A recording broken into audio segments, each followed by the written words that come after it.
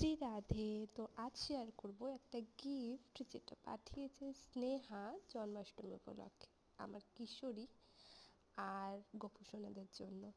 তো দেখে নিই আজকে কি গিফট পাঠিয়েছে।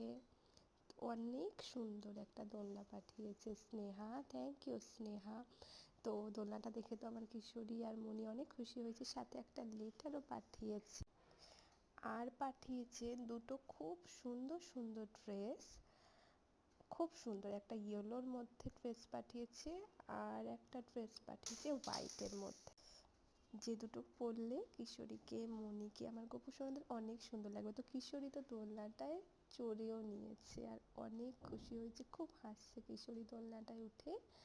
আর আমার গোপুসোনাও একটু চললো দোলনাটায়, মনিও একটু দোলনাটায় চললো। তো থ্যাংক ইউ স্নেহা, রাধে রাধে।